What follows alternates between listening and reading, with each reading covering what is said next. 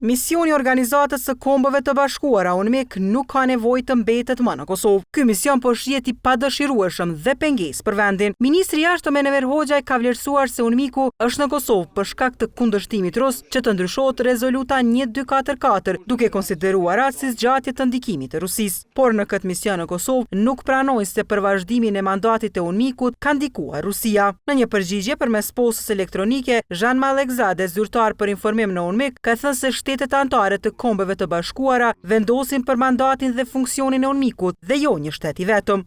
Këshilli i Sigurimit të Kombeve të Bashkuara siguron mandatin dhe pranimin e misioneve nëpër botë. Kombet e Bashkuara i përbëjnë 193 shtete anëtare, pra UNMIK përfaqëson të gjithë shtetet në mënyrë të barabartë. Kombet e Bashkuara ndjekin pranimin e neutralitetit sipas statusit për Kosovën. Ai thotë se për shumë vite kanë ofruar mbështetje për institucionet e Kosovës, duke arsyetuar punën e bërë pas vitit 2008, kur kompetencat ekzekutive i kaluan EULEX-it.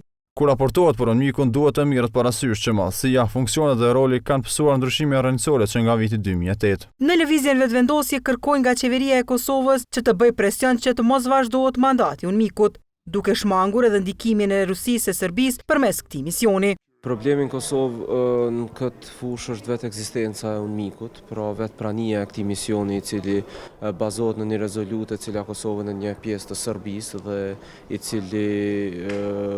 cila administrat nuk e njeh fare pavarësinë e Republikës së Kosovës.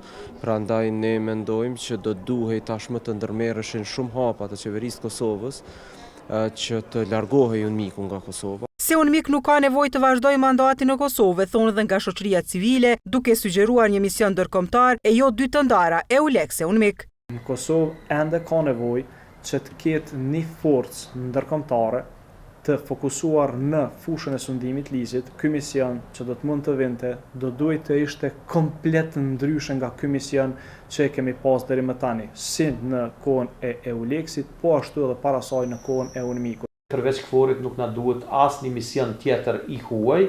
UNMIK aktualisht merret me çështjen e pakicave dhe ndërmjetësimin mes qeverisë së Kosovës dhe vendeve që nuk e kanë njohur atë.